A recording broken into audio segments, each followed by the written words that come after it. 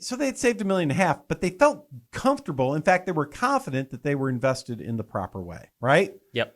Now, when we went through this discovery meeting where we were starting to put their information in the system, one of the things we ask is, well, what kind of rate of return represents a reasonable assumption? And they said, well, my advisor says I should average about 7% a year. We said, okay, should we plan on that, or should we scale that back a little bit to be conservative on our estimates? They said, yeah, scale it back. Good idea. So we bumped it down to 5. So when we went through this meeting in the financial system, by the end of that discovery meeting, one of the things that if you go through this is what you would see. You would see, okay, how long will your money last, assuming it earns that rate of return? Given the amount of income you want and all that kind of jazz. Sure.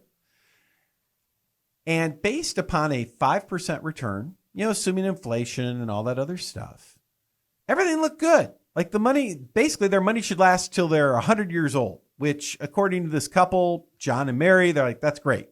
We're in great shape from an investment perspective. Yes. But one of the tabs on our software is very interesting. Mm-hmm. Because on one of these tabs, we can click this tab and we can go back in time. We can say, well, what if you had retired in 1970? We're assuming you're going to earn 5% a year.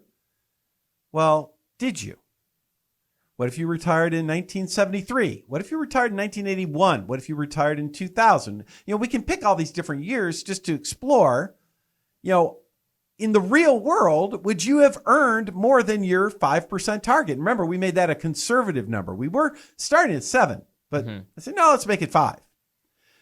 You would think that a market portfolio would have no problem beating 5% over time. But here's one of the things that people miss all the time.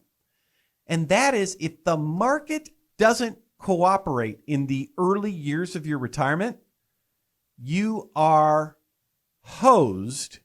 You're in huge trouble if you have a market-based type of portfolio. Right, because you don't have time to make up those losses in retirement. Yeah, so here's the deal. So here's a couple years. If this couple had retired in the year 2000 with the portfolio the way it was structured, instead of their money lasting for their lifetime to age 100, averaging 5% a year, they would have run out of money at age 82. It's not according to plan. Oops. Why? Because the market didn't cooperate early on. Yep.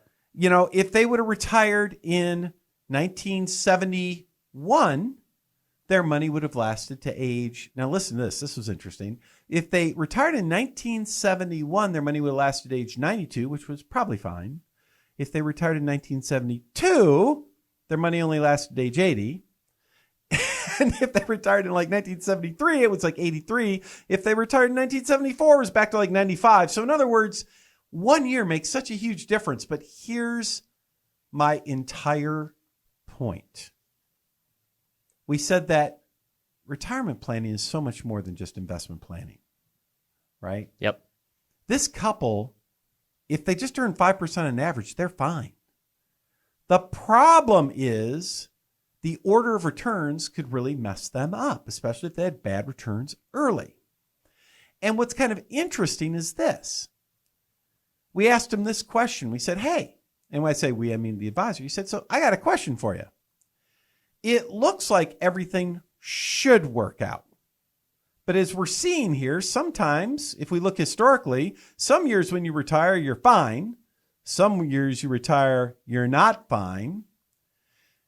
Is that what you want? Do you want to go into retirement with that big unknown of maybe you'll be okay, maybe you won't be okay? It all depends on how the market decides to do. And I don't like the feeling of uncertainty, and I think a lot of people would agree with me on that. Yeah, I mean, it's like maybe good, maybe not good. Is that what we want? No. But the thing is, they thought they were fine because their advisor told them they were fine.